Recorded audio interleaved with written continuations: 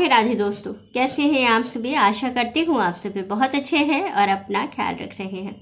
राधा रानी अपनी कृपा आप सब पर बनाए रखे। दोस्तों, आज हम लोग बात करने वाले हैं जया एकादशी की, माघ मास के शुक्ल पक्ष की एकादशी, जिसे कि हम जया एकादशी के नाम से जानते हैं।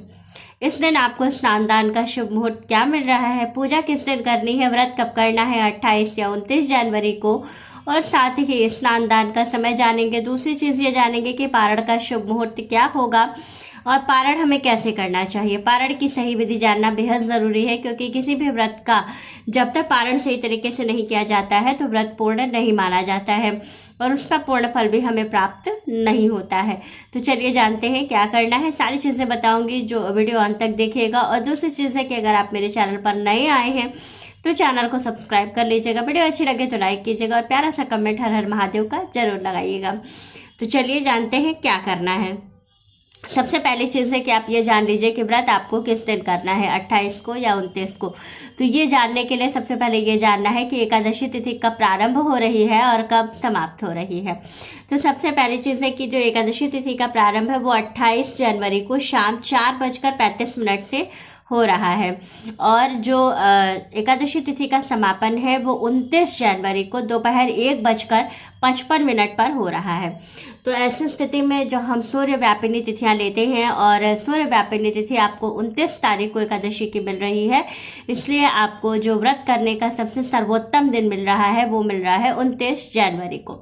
29 जनवरी के दिन सुबह सवेरे ब्रह्म मुहूर्त में स्नान कीजिएगा। ब्रह्म मुहूर्त का समय आपको क्या मिलेगा, तो ब्रह्म मुहूर्त का समय आपको सुबह मिला हुआ है 5:13 से लेकर के 6:17 तक का जो समय है ये है ब्रह्म मुहूर्त का समय। इसमें आपको करना है स्नान। स्नान करने के बाद दूसरा कार्य करना है सूर्य भगवान को जल देना, क्योंकि एकादशी की तिथि के दिन जो लोग सूर्य भगवान को जल समर्पित करते हैं उनकी कामनाओं की पूर्ति बहुत जल्दी हो जाती है। क्योंकि एकादशी के दिन सूर्य भगवान की जो लोग श्रद्धा से जो उनके आगे सिर झुकाते हैं और उन्हें जल समर्पित करते हैं तो उनकी कामनाओं की पूर्ति बहुत बहुत जल्दी होती है और उनके जीवन का तेज भी बहुत बढ़ता है। जैसे सूर्य भगवान का तेज दिन प्रतिदिन पूरे दिन में बढ़ते जाता है, उसी तरह से जो लोग सूर्य भगवान को एकादशी के दिन जल समर्पित करते हैं उनका तेज भी बढ़ता है, जीवन में उनके उन्नति होती है।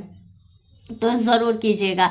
दूसरा है कि पूजा का शुभ मुहूर्त आपको क्या मिला हुआ है। तो पूजा का जो मुहूर्त मिला है, एक मुहूर्त आपको मिला है 7:13 से लेकर के 8:13 तक का समय है।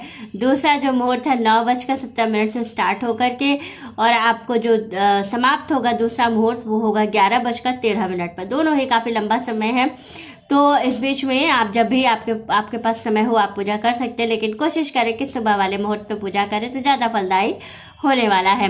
दूसरी चीज़ है कि पूजा के बाद जो सबसे पूजा की विधि होगी वो क्या होगी।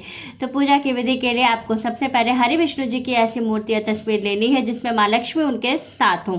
तो आपको क्या करना है, एक लकड़ी की चौकी लेनी है। चौकी के ऊपर पीले रंग का वस्त्र बिछाएगा, उस पर भगवान विष्णु और माँ लक्ष्मी की तस्वीर या मूर्ति को विराजमान कीजिएगा। भाव रूप में उसको स्नान कराइएगा। पीले गेंदे की माला जरूर समर्पित कीजिएगा, और इस दिन पीला चंदन हरि विष्णु जी के चरणों में अपनी कामना को कहते हुए जरूर चढ़ाइएगा। पीला चंदन आपको क्या करना है, एक बेलपत्र में, एक तुलसी पत्र में लगा करके और हरि विष्णु जी के माथे पर भी आपको जरूर चढ़ाना है। ऐसा करने से आपकी कामना की पूर्ति बहुत जल्दी होने लगेगी। दूसरी चीज़ है कि ये सारी चीज़ें करने के बाद आपको क्या करना है, भोग आपको क्या समर्पित करना चाहिए। तो जब ये वाली एकादशी पड़ती है, यानी कि जया एकादशी जब पड़ती है, तो माँ लक्ष्मी को प्रसन्न करने के लिए अनार का भोग माँ को जरूर समर्पित कीजिएगा, और श्रृंगार से संबंधित चीजें समर्पित करने पर सौभाग्य में वृद्धि होती है। तो आपको इस बात का भी ध्यान रखना है कि जिस दिन जया एकादशी है उस दिन माँ लक्ष्मी को श्रृंगार से संबंधित चीज़ें जरूर समर्पित करें और लाल रंग का एक वस्त्र माँ को जरूर चढ़ाएं। साथ ही आपको जब ये सारी चीज़ें आप कर लें तो दूसरा कार्य क्या करना है, विशेष रूप से एक घी का दीपक जलाइएगा, उसमें थोड़ी सी हल्दी ज़रूर डालिएगा, क्योंकि बृहस्पतिवार का दिन मिला हुआ है।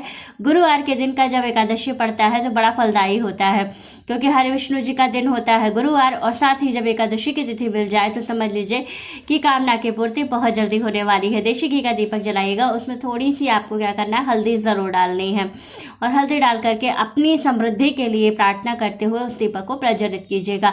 दीपक इतना बड़ा बनाइएगा कि आपका दीपक पूरा दिन जल सके और रात्रि में भी फिर उसमें घी डाल दीजिएगा, जिससे कि पूरी रात्रि आपका दीपक जलता रहे। तो इस बात का ज़रूर ध्यान रखिएगा। और दूसरी चीज़ है कि ये सारी चीज़ें करने के बाद गुरुवार का दिन है, तो केले का भोग आप लगा करके और केला किसी ज़रूरतमंद व्यक्ति को खिला दीजिएगा। इससे आपके बहुत सारे कष्टों का निवारण हो जाएगा और बहुत सारे कष्ट आपके समाप्त हो जाएंगे। तो ये वाला उपाय भी आपको ज़रूर करना है। और ये सारी चीज़ें करने के बाद जो दूसरा कार्य है कि हमें पारण कब करना है, कितने बजे करना है, तो 30 जनवरी को पारण का जो शुभ मुहूर्त आपको मिल रहा है वो सुबह सवेरे 30 जनवरी को सुबह 7:05 से लेकर के 9:20 के बीच में आपको करना है पारण। पारण कैसे करना चाहिए, तो पारण करने के लिए अगर आप निर्जल व्रत करते हैं तो भगवान को स्नान करा के उनके चरणामृत से आपको अपने व्रत का पारण करना चाहिए। और अगर एकादशी का व्रत आप फलाहार के साथ करते हैं तो आपको संपूर्ण पूजा भगवान की पहले कर लेने के बाद दूसरा काम करना है कि जो सबसे महत्वपूर्ण है कि आप चावल का कोई ना कोई आइटम जरूर बनाइएगा, जिसे कहते हैं दाल या चावल बना सकते हैं, या चावल से संबंधित कोई भी एक चीज़ बना करके उसमें देशी घी ज़रूर डालिएगा और भगवान को भोग लगाइएगा। और थोड़ा सा अनाज का दान करने के बाद भगवान को भोग समर्पित करने के बाद जो भोग आपने लगाया उसी भोग के प्रसाद से आपको अपने व्रत का पारण करना चाहिए, तो आपका व्रत पूर्ण होता है। इस तरह से अगर आप पारण करते हैं और इन चीज़ों से करते हैं तो आपको पूर्ण लाभ प्राप्त होता है। तो वीडियो अच्छी लगे, जानकारी अच्छी लगे तो वीडियो को लाइक, शेयर और सब्सक्राइब जरूर कीजिएगा। राधे राधे दोस्तों।